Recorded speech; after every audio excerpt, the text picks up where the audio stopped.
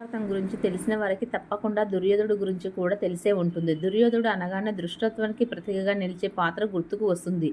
దుర్యోధనుడు అనగానే అతి భయంకరుడు, నీచుడు, దుర్మార్గుడు, ఎత్తుకు పై ఎత్తులు వేసే దృష్టుడిగా చెప్పుకుంటారు. అధికారం కోసం ఎంతటికైనా తెగించే దుర్మార్గం గుర్తుకు వస్తుంది. మరికొందరేమో దుర్యోధనునికి స్నేహానికి, అభిమానానికి ప్రతిగా భావిస్తారు. మహాభారతంలో దుర్యోధనునికి దురగతలు, క్రూరత్వం గురించి తెలియని వారు ఉండరు. కొందరు అతన్ని దుర్మార్గుడు అని అంటే, మరికొందరు కర్ణుడితో స్నేహం మూలంగానే స్నేహానికి ప్రతీక అంటారు. అధర్మ బాటలో నడిచిన కారణంగా చివరికి దుర్యోధనుడికి గతి ఏమైందో అందరికీ తెలుసు. కానీ అటువంటి వ్యక్తికి మన భారతదేశంలో ప్రజలు గుడి కట్టి పూజిస్తున్నారు. అయితే దుర్యోధనుడు ఎంతటి దుష్టుడైనా ఆయనకు ఒక ఆలయం ఉందంటే ఆశ్చర్యం కలగక మానదు. మరి ఆలయం ఎక్కడుంది, అక్కడి ప్రజలు దేవుడిగా ఎందుకు పూజిస్తున్నారు విషయాల గురించి ఇప్పుడు తెలుసుకుందాము. పేరువిరుతి మలనాడ గుడి కేరళ రాష్ట్రంలోని కొల్లం జిల్లాకి కొన్ని కిలోమీటర్ దూరంలో పోరువల్లి గ్రామంలో మలనాడ్ అనే ప్రాంతంలో ఒక ఆలయాన్ని నిర్మింపబడింది. అదే పేరువిరుతి మలనాడ గుడి. మలనాడు కొండ మీదే ఈ దుర్యోధుడి ఆలయం ఉన్నది. ఈ కొండను మలనాడ అని పిలుస్తారు. మలనాడ అంటే ఆలయం ఉన్న కొండ అని అర్థం. మలనాడ పరిసరాలు ఎంతో ప్రశాంతంగా ఉండడమే కాదు, పచ్చని ప్రకృతికి నిలయాలు, చల్లని గాలి, నేత్రాలకు విందును చేసే ఏపుగా పెరిగిన వృక్షాలు, పచ్చని పొలాలు మనసుకు, దేహానికి విశ్రాంతిని ప్రసాదిస్తాయి. కౌరవులతో జరిగిన జూదంలో ఓడిపోయిన పాండవులు 12 ఏళ్లు అరణ్యవాసాన్ని, ఏడాది అజ్ఞాతవాసాన్ని అనుభవించేందుకు సిద్ధపడిన సంగతి తెలిసింది. స్థల పురాణం ప్రకారము 12 ఏళ్లు అరణ్యవాసం తర్వాత పాండవులు చేసిన ఏడాది అజ్ఞాతవాసాన్ని భగ్నం చేయడానికి దుర్యోధనుడు శకుని వేయని ఎత్తులు లేవు. మలనాడు ప్రాంతంలో నివసిస్తున్న సిద్ధులకి ఏవో అద్భుతమైన శక్తులున్నాయని, ఆ రహస్యాలు కనుక్కుంటే కురుక్షేత్రంలో తన విజయం సాధించవచ్చని ఎవరి ద్వారానో తెలుసుకున్నాడు దుర్యోధనుడు.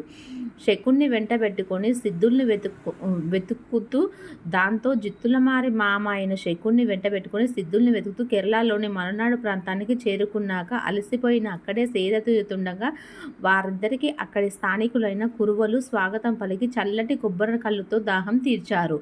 ఆయన దర్శనానికి వచ్చిన వారికి కొబ్బరి కళ్ళును తీర్థంగా ఇవ్వమనే ఆచారం. అప్పటి నుండి ఈ ఆలయంలో కొబ్బరి కళ్ళుగా తీర్థంగా ఇస్తారని తెలిసిన ఆశ్చర్యపోయేవాళ్ళు.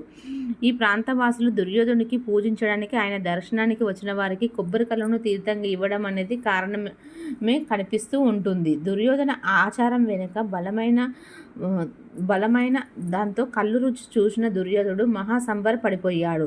అక్కడ ప్రజల ఆతిథ్యాన్ని, అక్కడి ప్రకృతి అందాలను చూసి ముగ్ధుడయ్యాడు. వెంటనే ఆ కొండ మీద కూర్చొని ఆ ప్రాంతాన్ని సుభిక్షంగా ఉంచమంటూ పరమేశ్వరుని ప్రార్థించాడు. ఇక అక్కడి నుంచి వెళ్ళిపోతూ ఒక 100 ఎకరాల పొలాన్ని ఆ ప్రాంత వాసులకు దానం చేశాడు. ఇప్పటికీ ఆ ప్రదేశము ప్రభుత్వ రికార్డులో దుర్యోధుడి పేరు మీదుగానే ఉంటుందని అంటారు. ఆ చుట్టుపక్కల ఆలయానికి ఉన్న భూములకు శిస్తు కూడా దుర్యోధుడి పేరిటే ఇప్పటికీ చెల్లిస్తూ ఉండడం విశేషం. ఇదంతా జరిగిన ప్రదేశంలో దుర్యోధనునికి ఒక ఆలయాన్ని నిర్మించారు ఆ ప్రాంత వాసులు. కాకపోతే ఆలయంలో దుర్యోధనునికి విగ్రహం మాత్రం ఉండదు. గుడిలో ఒక ఎత్తైన ఖాళీ వేదిక మాత్రమే దర్శనమిస్తుంది. గుడిలోకి చేరుకోగానే భక్తులు తమ మనసులోని ఆ మూర్తిని ఊహించుకుంటారు.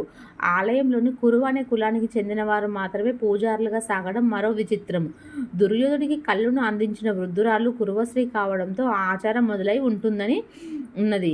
దుర్యోధుడికి మద్యం నైవేద్యంగా సమర్పిస్తారు ఈ ఆలయంలో. భారతదేశంలో ఎక్కడ లేని విధంగా దుర్యోధనునికి ఆలయం కట్టించడం ఇక్కడ విశేషం అనుకుంటే, దీనికి తోడు మరో ప్రత్యేకత కూడా అందరినీ ఆకర్షిస్తుంది. సాధారణంగా అన్ని ఆలయాల్లో దేవుడికి అనేక ఆహార పదార్థాలతో నైవేద్యం సమర్పిస్తుంటారు.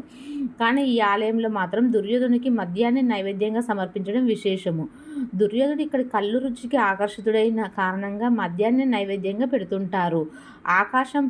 ఆకాశమే పైకప్పుగా సప్తవర్ణ రంజిత పుష్పాలు. తరతరాలుగా ఇక్కడికి భక్తులు తమ ఆయురారోగ్యాలని, పంట పొలాలని కాపాడే దేవుడుగా దుర్యోధనుని నిత్య పూజలతో కొలుస్తుంటారు. కేరళ కళా సంస్కృతి నిర్మాణ శైలిలో ఆలయ ప్రధాన ద్వారాన్ని నిర్మించారు. ఆకాశమే పైకప్పుగా సప్తవర్ణ రజత పుష్పాలు, తలుక్కుమనే గొడుగులతో ఆలయం ఎంతో అందంగా అలంకరించి ఉంటుంది.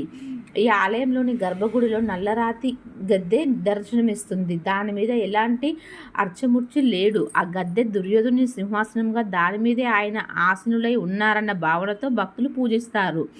ఈ గుడిలో ఉపదేవతలుగా కొలువై ఉన్న దేవతలు ఎవరో తెలిస్తే మీరు ఆశ్చర్యపోతారు. ఇంతకు ఎవరో తెలుసా? దుర్యోధుడి భార్య భానుమతి, అతని తల్లి గాంధారి, సోదరి దుస్సల, గురువు ద్రోణుడు, ఆప్తమిత్రుడు కర్ణుడు. మార్చిలో జరిగే కెట్టకజ లేదా మలక్కుడ ఉత్సవము. మలనాడికి ప్రతిరోజు భక్తులు వస్తూనే ఉంటారు. కానీ మార్చిలో జరిగే కెట్టకజ లేదా మలక్కుడ ఉత్సవానికి మాత్రం రాష్ట్ర నలుమూల నుంచి లక్షలాది మంది జనం వస్తుంటారు. మన బోనాల సందర్భంగా ఎలాగైతే ఎదురుతో తొట్టెలు చేస్తామో అలాగే 100 అడుగుల ఎత్తుల అలంకరణలు చేసి వాటిని భుజాన మోస్తారు. సాధారణంగా ప్రతిరోజు ఈ ఆలయానికి సందర్శకుల తాకిడి ఉంటుంది. కానీ ఉత్సవం రోజున మాత్రం కేరళ రాష్ట్ర వ్యాప్తంగా భారీ సంఖ్యలో ప్రజలు మలనాడుకు చేరుకుంటారు. ఎక్కువ కాలం నిల్వ ఉంచిన బ్రాందీని తమ వెంట తెచ్చి దుర్యోధనునికి నైవేద్యంగా సమర్పిస్తారు. వెదురు అలంకరణలతో 80 నుంచి 100 అడుగుల మేర నిర్మించిన పల్లకిల ప్రజలు ఊరేగింపుగా కొండపైకి తీసుకువెళ్తారు. కొండపై ఆలయం ఎంతో ఆకర్షణీయంగా ఉంటుంది. కేరళ సంస్కృతి సంప్రదాయాలు ఉట్టిపడే విధంగా ఆలయ నిర్మాణం కనిపిస్తుంది. ఉత్తర భారతదేశంలో అక్కడక్కడ దుర్యోధుడిని ఆదరించే ప్రజలు కనిపిస్తారు. కానీ దక్షిణ భారతదేశంలో మాత్రం బహుశా ఈ ఒక్క ప్రదేశంలోనే ఆయన పూజ కనిపిస్తుంది. ఇక్కడికి ఎలా వెళ్ళాలంటే కేరళలోని ముఖ్య పట్టణమైన అడోర్ నుంచి ఈ దేవాలయం కేవలం 25 కిలోమీటర్ దూరంలో ఉంటుంది. విమాన మార్గం ద్వారా అయితే పొరవలికి సమీప విమానాశ్రయము త్రివేంద్రంకి 88 కిలోమీటర్ దూరంలో ఉంది. మీరు త్రివేంద్రంకి నేరుగా విమానంలో వెళ్ళవచ్చు. ఆపై అక్కడి నుండి పొరవలికి క్యాబ్ లేదా బస్ ద్వారా చేరుకోవచ్చు. రైలు మార్గం ద్వారా అయితే కొల్లంకి నేరుగా రైలు జంక్షన్ ఉంది. అక్కడి నుండి క్యాబ్ లేదా బస్ ద్వారా పొరవల్ చేరుకోవడానికి ఉత్తమ మార్గం. పొరవల్లోని ఆలయానికి మరియు కొల్లంలోని రైల్వే స్టేషన్కు మధ్య దూరం 34 కిలోమీటర్లు. రోడ్డు మార్గం ద్వారా అయితే పొరవలి యొక్క కుగ్రామానికి అన్ని ఇతర నగరాలు మరియు పట్టణాల నుండి బస్సు మార్గం ఉంది. కాబట్టి బస్సు మార్గం ద్వారా కూడా సులభంగా చేరుకోవచ్చు.